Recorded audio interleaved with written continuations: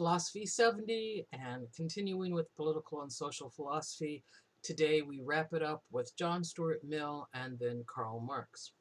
So we've had John Stuart Mill before. Think back to our section on ethics. He gave us addition to Bentham's theory of utilitarianism. So John Stuart Mill is a utilitarian, and he wants to incorporate some of his ethical ideas into society. So he's looking for freedoms, liberties, things that will help us grow. So we had Hobbes and Locke, who were the two social contractarians we covered. John Stuart Mill does not like the social contract. He says we should not give up any freedoms at all. So politically, he is a libertarian. Libertarian is a political party that you can still register for today. And basically, their creed or their motto is the least amount of government is the best amount of government. And to a certain extent, Mill agrees. He really doesn't want people to be hampered by government. He wants us to have complete freedom. He wants us to have our liberties and our individuality. So we should not be interfered with as long as we're not harming anyone else. So when he says that we should be free, he's talking about adults, what we would consider rational adults. And he says that all adults, all adult humans deserve complete liberty. We can do and should be allowed to do whatever we want, as long as it doesn't unjustifiably harm others. Now, when we talk about harming others, he means specifically economic harm or physical harm. He was living in the 1800s, early 1800s, when he was born in 1806 in England, and he really wasn't thinking about or perhaps even aware of things like emotional harm. So I'm allowed complete freedom as long as I don't hurt you physically or cause you to lose money. I can, however, do whatever I want to myself, and you're not allowed, or the government is not allowed to come in and stop me. I'm allowed to do what I want, and the values, including the moral values of others, cannot interfere with my freedoms. So if I want to it's a lovely day today. Maybe I want to go out and mow my lawn, but it's also a little warm, so I decide I want to do it topless. Well, women aren't allowed to be topless in society, according to our rules, and Mill would say, I should be allowed to be topless if I want to. Now, what happens, of course, and the reason that people have banned female nudity, the men can have their shirts off, right, is because some people find that morally objectionable. In other words, that it's sexual to them rather than just trying to stay cool. So Mill's going to tell us that other people's moral values won't or shouldn't interfere with us. I should be able to mow the lawn. But here's what he wants to happen. I'm outside mowing the lawn. I'm topless. And the neighbors don't like it. What he wants to happen is that the neighbors come over to me and say, we really don't like it that you're mowing the lawn topless. It's freaking out the children, whatever the deal is. And they should express what they need and want. And then I should be free to express it back. So they say, oh, it's, freaking out the children. And I say, yeah, but it's really hot. What he wants is this exchange between us so that I understand what I feel and think, and I try to make you understand, and you understand what you think and feel, and try and help me to understand what you're thinking. We basically get greater understanding, greater knowledge if we are exchanging our views on things. Hopefully, we would come to a compromise. For example, I might say to the neighbors, okay, well, I'll make an agreement. I will only mow the lawn on Sunday afternoons at 2 o'clock, and from 2 to 3. And so if you don't want the kids to see me topless, keep them inside or in the yard or whatever. The rest of the week and the rest of the day, they have complete freedom to be out in the yard without worry about seeing me topless. And my neighbors would say, oh, okay, yeah, I can live with that. And so we would come to a compromise. In our society, that generally doesn't happen. We tend to not compromise. So we wind up calling the police or trying to get enforcement of some rules. For example, think about noise complaints. It's 2 in the morning, you're trying to sleep, and your neighbor's throwing a banging party. And you might get up and go over and try to join the party, but maybe, you really need your sleep. So in modern society, here's what we tend to do, right? We call the police and make a noise complaint. And then the dispatcher will say, and your name, please? And you'll say, well, I'd rather not say, because we don't want our neighbor to know we were the ones who called the police. And that might be because we are afraid of retaliation, or because we just don't want to have any kind of confrontation. Mill thinks that's wrong. Mill thinks that the confrontation is a good thing. So Mill would say, look, if your neighbor's having a party and you don't want to join them, don't call the police. The police shouldn't have any actual authority on that.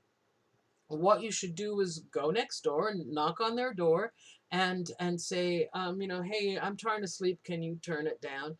And then they might realize, oh, okay, yeah, sure, in fact, we'll just close the windows and it'll be okay, or we'll keep people from being outside and that'll be okay. Or they might say, we're having a party because I just graduated from medical school, and we're just, this won't happen again. And then you might compromise and say, oh, I get it, okay, so yeah, I'll deal with it. We express our ideas and we grow from it. um, Not what happens, of course, in today's society. If you went next door and knocked on the door, chances are good that somebody drunk would answer the door. And then when you would say, hey, can you keep it down? I'm trying to sleep. There's a good chance you would get a lot of angry drunk behavior back at you. You might even get punched. That's one of the reasons that we do call the police. It's something that John Stuart Mill doesn't take into account. Mill was raised in an aristocratic family in the 1800s in England, so he was part of a real genteel society. They were respectful, they were gentlemen. They held their pinkies out when they drank their tea and said, oh, excuse me.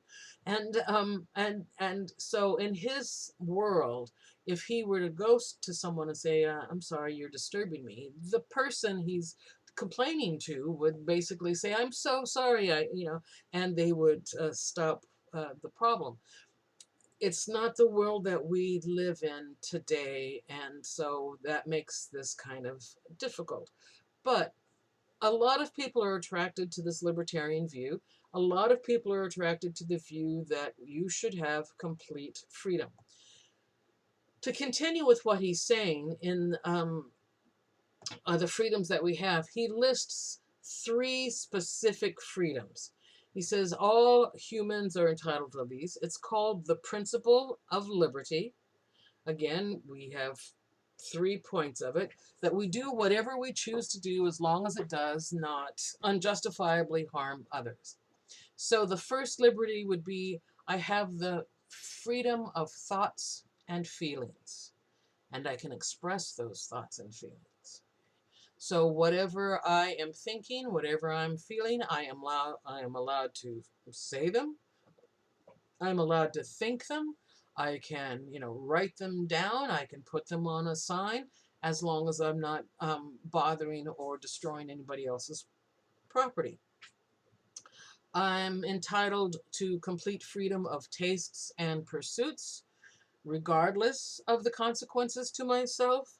So let's say I like to I like to drink a half gallon of whiskey and snort a pound of cocaine and get funky with some farm animals. As long as I don't harm the animals, I'm okay to do that, even if the activity is going to jack me up, possibly, probably kill me. So I can do whatever I want in terms of tastes and pursuits, as long as I, don't harm anyone else, including animals. Because remember, Mill was the one who added to utilitarianism that we had to take into account the feelings of animals, all sentient beings. Then the last one would be the freedom of congregation, or what he calls unity. This is the freedom that says I'm allowed to congregate, hang out, get together with anyone I want, as long as they want to hang out with me. So we currently have laws about felons getting together. We sometimes make zones within cities that are called, gang prevention zones. And so it's like it doesn't allow people to come in and hang out. So Mill would be against those kind of laws. I can hang out with whoever I want. We can pursue whatever interests we want, as long as everybody's agreeable, and we can express it however we want. So in terms of thoughts and feelings and expression, I'm allowed to put a sign in my front yard that says, everybody on this street sucks. Okay. If my neighbors don't like it, they come over, they knock on the door, and they say, why do you think we suck? And I say, well, because you people walk your dog and you let it shit in my yard and you don't clean it up. And they say, wait a minute, no one on this street has a dog. The people who are doing that live on the next street over. Oh, well, now we've exchanged knowledge and I've learned something, and I may change my sign or take it down so that it doesn't say everyone on this street sucks. Maybe now it says everyone on the next street over sucks, whatever. And then they can come over and say, why are you saying that? I'll be like, because your dog's crap in my yard. So this dialogue, this discussion is supposed to promote growth. It is supposed to promote a better society. So this is something that fits in with the idea of what is useful, right? What gives utility to society. Conversation, conflict, and resolution and compromise. They make society better. Now, he also tells us that we shouldn't be a nuisance to others. This is dealing with something called conflicting abstract rights. In other words, I have a right to peace and quiet in my house. So do you. I also have the right to learn to play the trumpet. Okay. Now, if the windows are open and it's 3 in the morning and I'm trying to learn how to play the trumpet and it's annoying you, I'm the one that needs to stop, because you have the right to the peace and quiet. So as long as my noise is crossing my property line into your yard, I'm the one that needs to be settled down or quieted down. I can't be a nuisance to others. So these abstract rights or conflicting abstract rights really have to do with things like what you are doing and does it spread out beyond your realm. In other words, I could, according to Mill, decide to blow up my garage. I don't know why I would do that, but I have the right, he says, the freedom to do that. But if blowing up my garage causes something in your property to blow up or debris to fall, to go into the air and fall down and land in your yard and do damage to your house or anything like that, that I'm not allowed to do. So I have to look at my proposed actions as a member of society and look at how they would affect society. Will blowing up my garage affect my neighbors? Yes. Will it affect them adversely? Yes. So perhaps if I really want to blow up my garage for some reason, I need to go talk to my neighbors and say, I want to blow up my garage. There might be a little fallout. Are you okay with that? And if they say, sure, I'm okay with that, then I could go ahead and do it. If I lived in an area where there were no neighbors that would be impacted nearby, um, then I don't have to stop and think about that. I have the freedom to do whatever I need to do or want to do, regardless of the consequences to myself. So as long as I don't hurt someone unjustifiably and cause them economic or physical harm, I can do it. And I can get together with people who want to do it too. And we can share our ideas and our interests. Today we have all sorts of ordinances preventing people from doing things.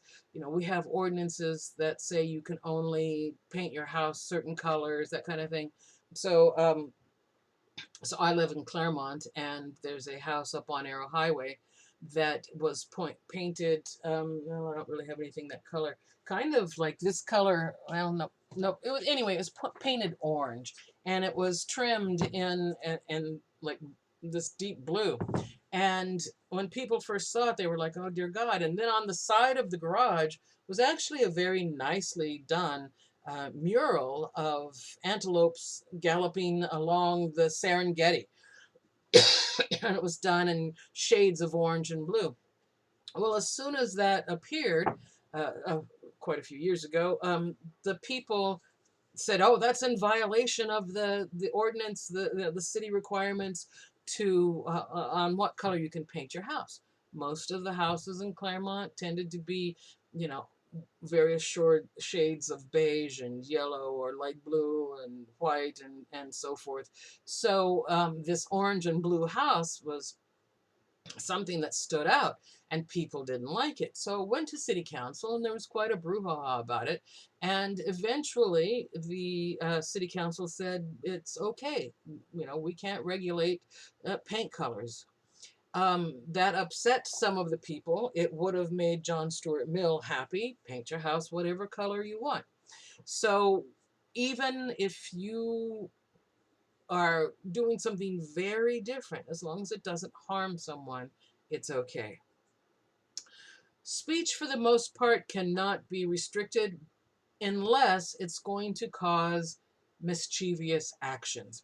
So if you think about it, in terms of expression of thoughts and feelings, you can say whatever you want. Okay, so complete freedom of speech. However, if what you're going to say or what you're saying is going to cause others to do something, actually carry out an action that would do harm, then they can restrict your speech.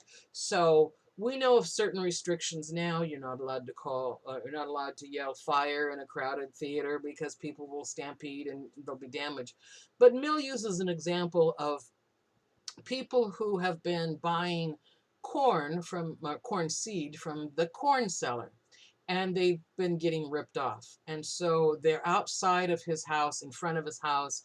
They're angry, they're yelling, they have signs, and it would be wrong, and therefore the police would be allowed to stop me, according to Mill, if I were to go before that group of people and say, he ripped us off, we should burn his house down, kill him, burn his house down, right? And if I did that, and certainly if somebody then followed my ideas and did that, I could be prosecuted for that.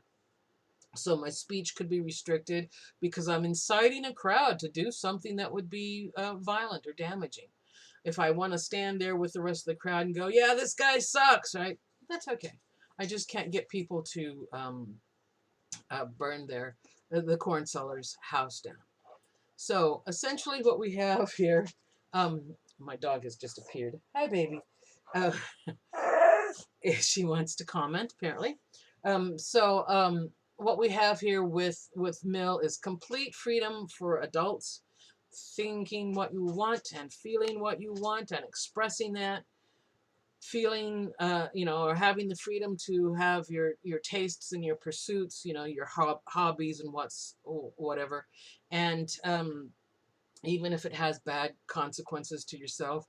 So example would be perhaps gambling. You like to gamble, you do it, but it's harmful to yourself.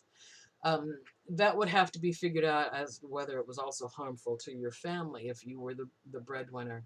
And then your freedom to congregate with anyone. So, not a social contractarian, wants us to have freedom, wants us to grow from having those freedoms. So that wraps up Mill. I'm going to move on to Marx.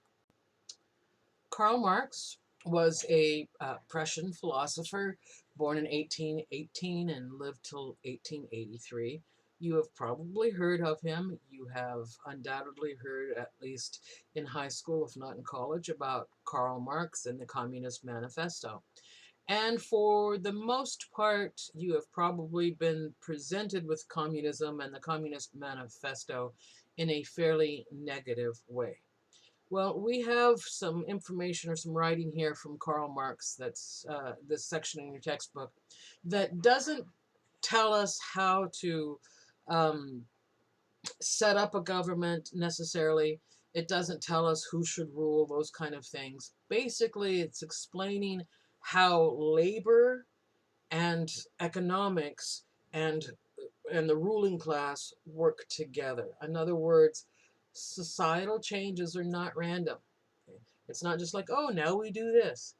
It's a result of social changes that are created by the way goods are produced. In other words, the way we work.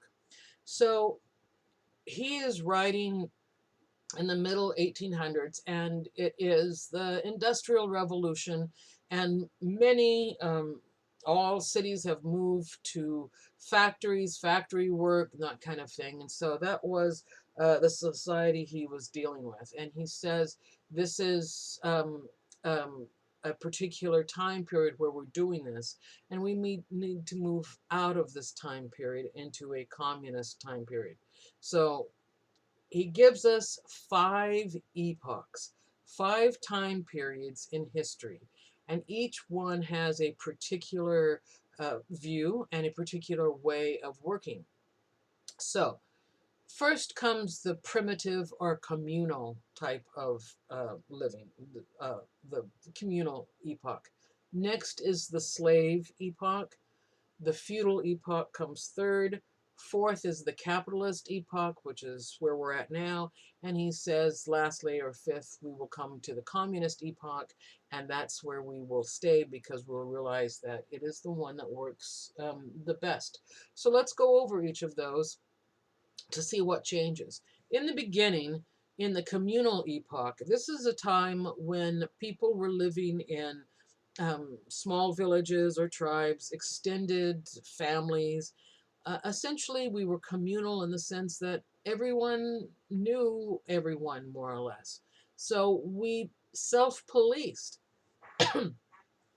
That means that if somebody wasn't contributing their part to the group, okay, we would get on them and say, hey, you're not doing your part. You know, you're supposed to be working on this and not just laying about, right? At the same time, if someone was sick, legitimately sick, we'd be like, hey, you're too sick, you don't work.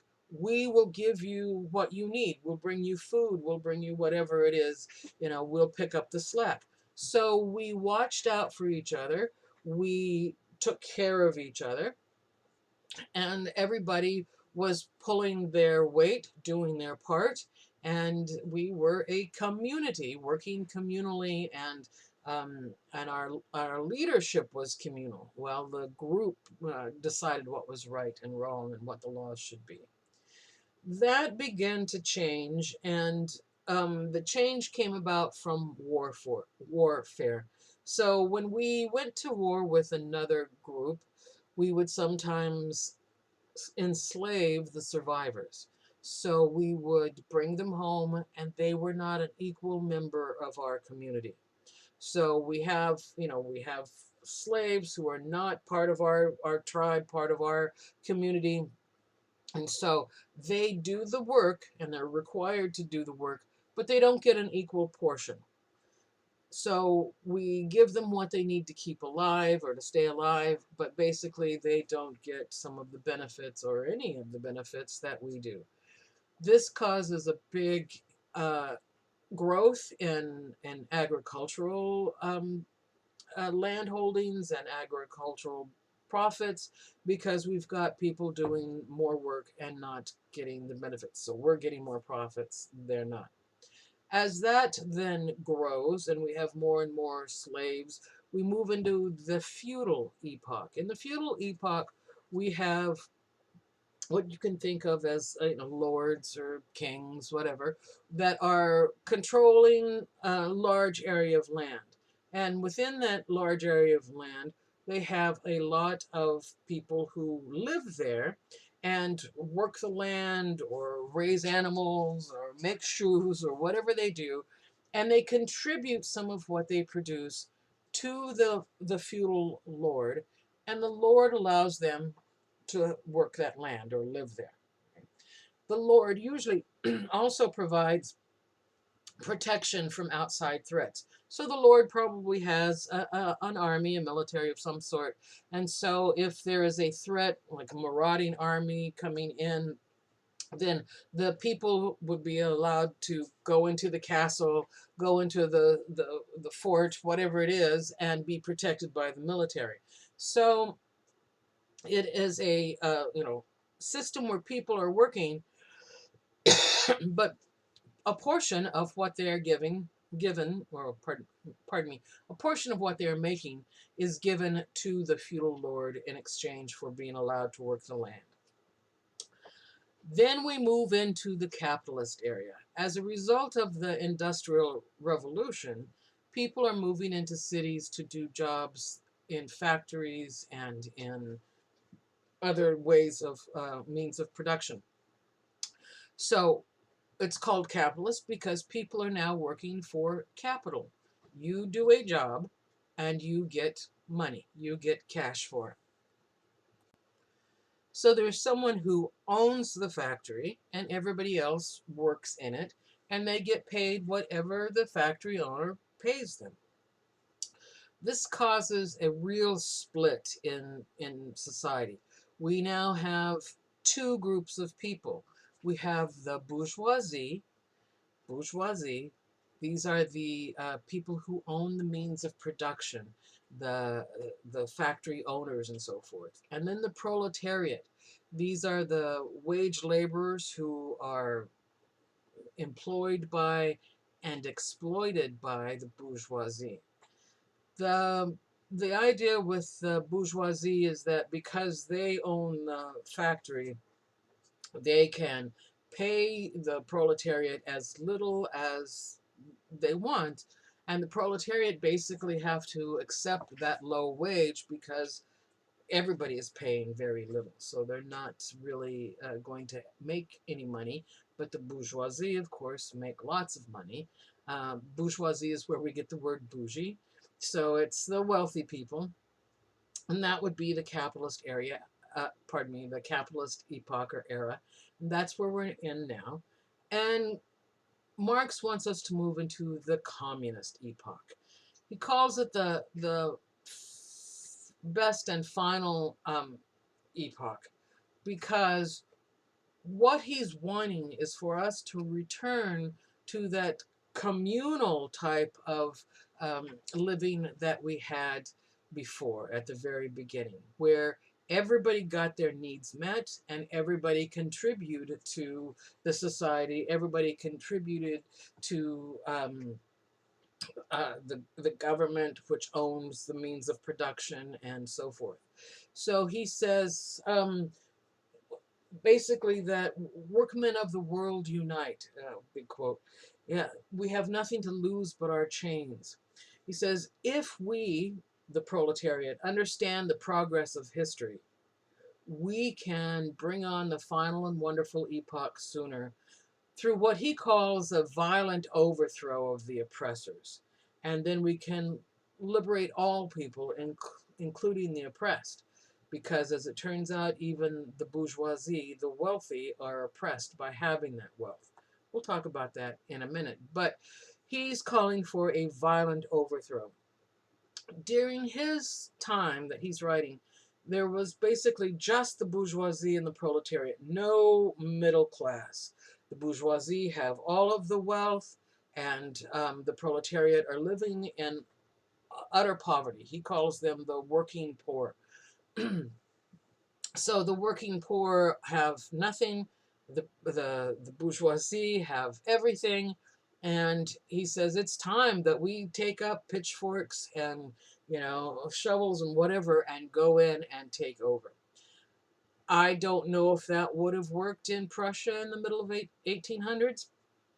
It's not something that would work now. Of course, if we tried to do that, there would be military, there would be police with weapons and tanks and so forth that would take us out before we could do that. So any change from the capitalist system to something different would have to be through education and through politics. So I often ask this question in class: do you think that it's something that we would want to do now? And the answers I get usually fall along the lines of no, because for the most part, we're pretty comfortable.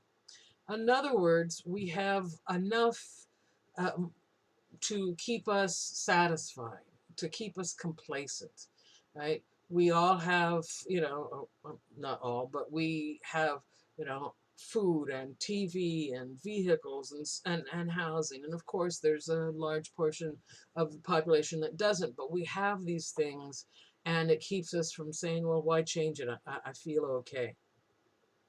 So Marx was talking about there not being any middle class. We have a pseudo middle class today.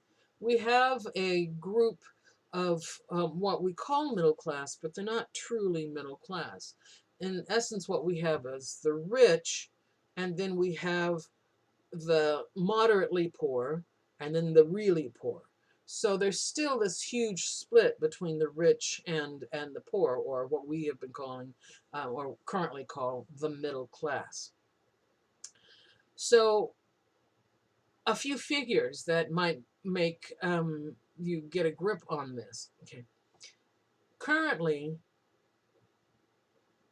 99% of the money is in the hands of 1% of the population. So, when we look at the wealth in our country, let's say there are 100 of us, and we have $100 to split. That 1% of the population, me, okay, is going to get $99. The other 99 of you are going to split $1. So I have $99. You all basically have a penny. That's how the money is split in this country. Now, when we look at that, I have $99, you have 1 penny. Who's going to have more political clout? Who's going to have more influence in the world? Me, right? I want you to vote in a particular way. I can promise you, look, okay, you only get a penny. I'll give you 2 pennies, right? Now you're just making a tremendous amount of money in your view, and it costs me next to nothing because it's 2 pennies. That's how that's how the money is distributed in this country. There are other statistics. So things like the 6 heirs to the Walmart fortune, so the 6 children of Sam Walton, okay, they have more money between those 6 people than 30% of the poorest Americans. 30% of Americans, the lowest financial ones. Okay, what does that mean? Well, we have what, 300 million people? So there are 30% of those 300 million have less money than 6 people. 100 million versus 6. Doesn't seem quite right. In terms of the world, let me get this step. The 26 richest people in the world have the same net worth as 3.8 billion, or half of the population. Half of the world's population versus 26. They have the same amount of money. So when we're talking about the rich versus the poor, we've got a huge split. And this is something that Marx wanted to take care of 100 years ago when the split wasn't that bad. The other issue that Marx points out about capitalism is that is causing us to become alienated and dehumanized. So he says work should be fulfilling, that labor is something that should be an expression of who we are, what we like, what we do, what we're good at. It should be by nature creative, fulfilling, and social, right? So that's how we should work. But capitalism perverts labor. We're not laboring to fulfill or express ourselves. We are laboring for the dollar. Pardon me. We're like machines that are turning out goods, yet we're unable to keep any of those goods. In fact, a lot of factory workers are unable to afford the things that they are making. So we become alienated and we become dehumanized. He talks about 4 different types of alienation. And these are important because these are the real harms that are being done to people in a capitalist society. First of all, the worker is alienated from the product. I'll come back over these. Secondly, we are alienated from the process of working. Thirdly, we are alienated from the human species. And fourthly, we're alienated from other people. So how does this work out? Well, the worker is alienated from the product. Labor becomes an external object. It's not an expression of your humanity or your creativity. You have no ownership of the product. You don't have any say in how much it will be sold for or the quality of what's being made. You're working in a factory basically, and something comes down the assembly line and you slap your piece on it and send it on down. And you just do that over and over and over, right? There's no social activity.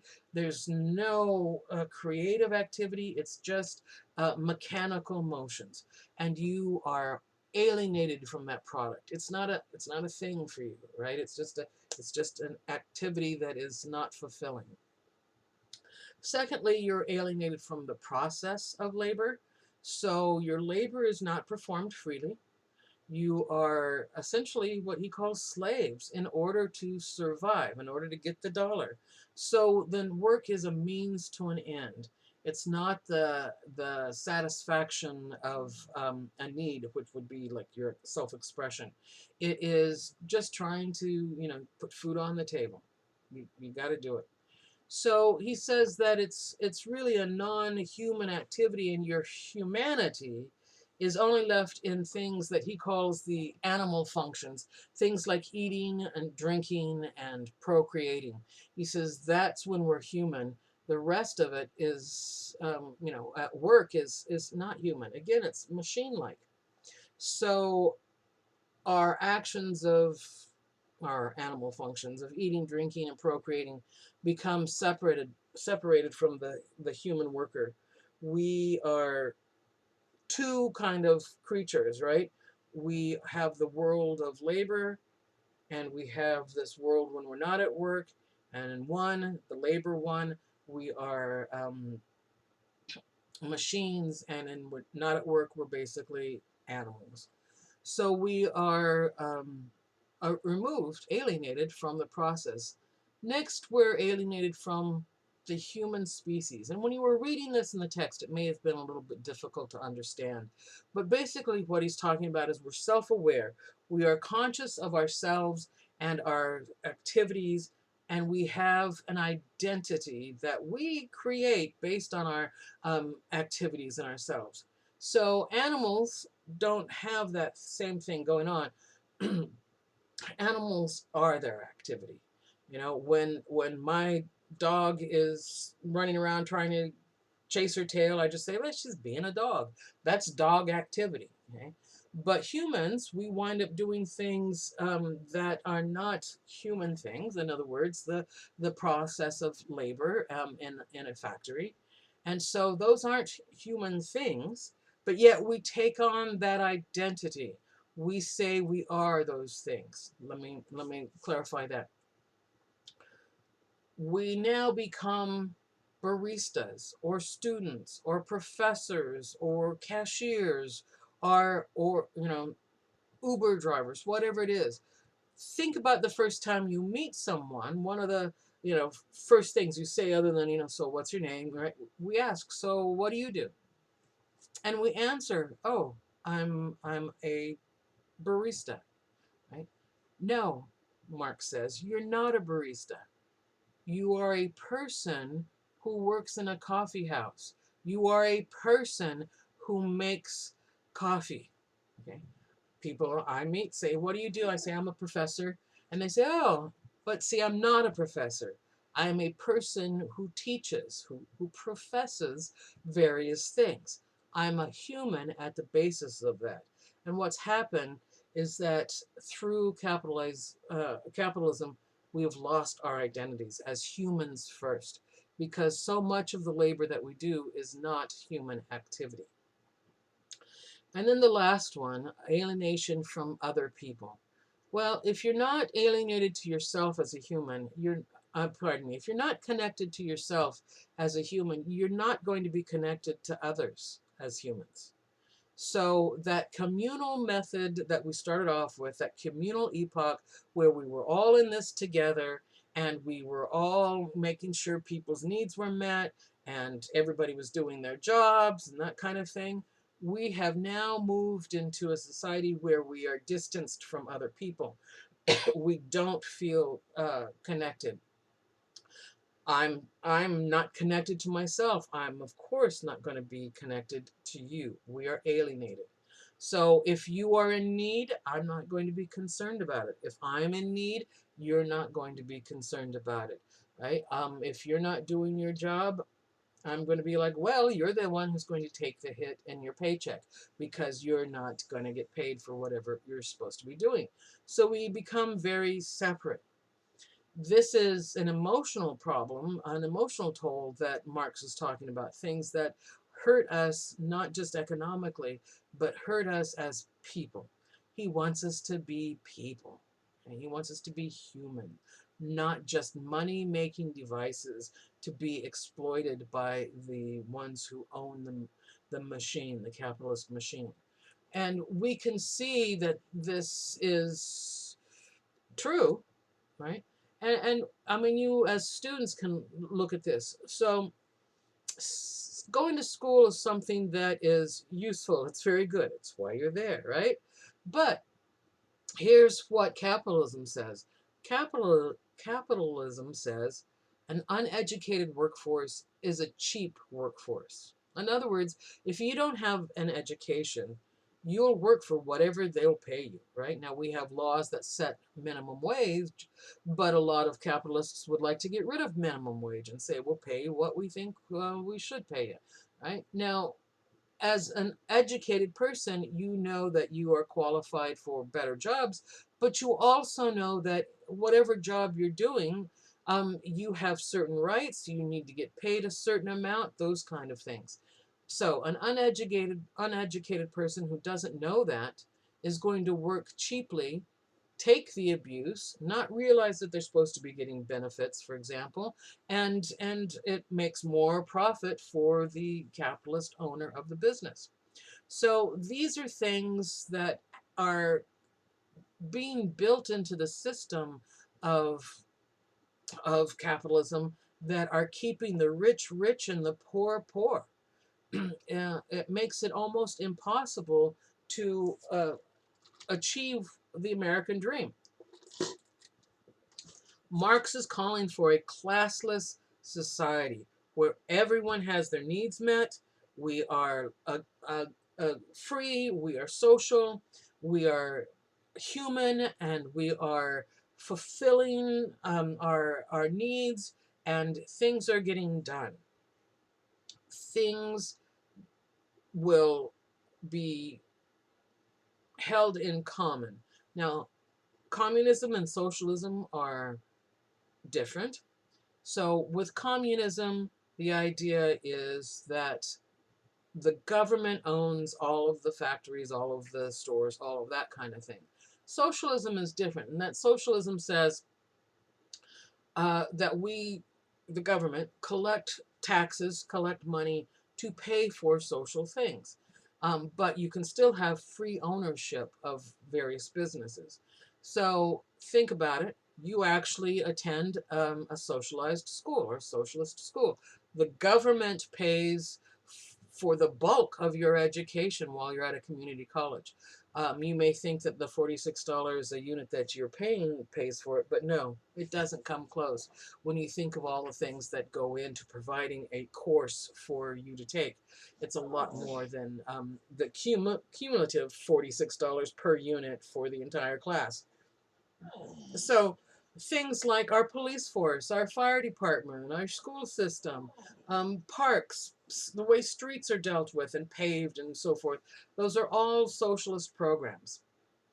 Um, they're not perfect, but mostly the problems that are arising within um, social programs is that people are trying to apply some of the capitalist ideology into it, right?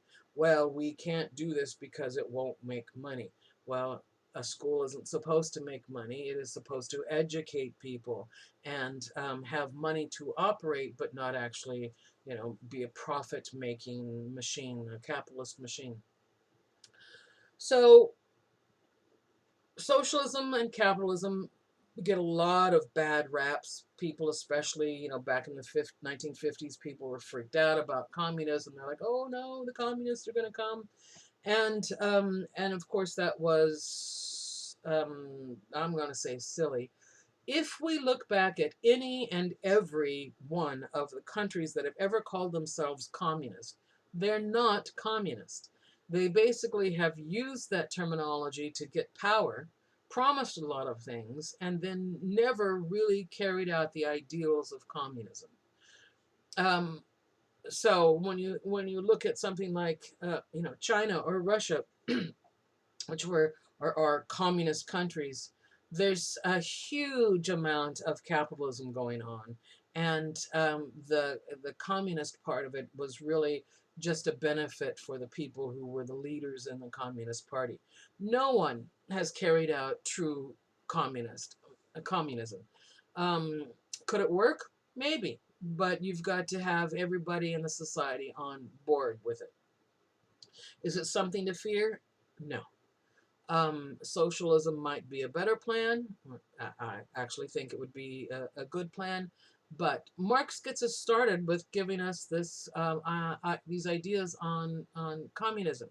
He wants us to have a classless society, and that will help us get rid of a lot of the ills in society. He misses the fact that class distinction is not the only cause of social ills. We have inequalities and discriminations based on race and gender and education and so forth. So it wouldn't cure all of the ills, but it would maybe take a good step on the way. Okay, this has gotten to be a very long video, so let's wrap it up. That concludes Marx, and that also then concludes the political and social philosophy section, and that will be material that will be on exam 4, which will be this week. Okay, bye.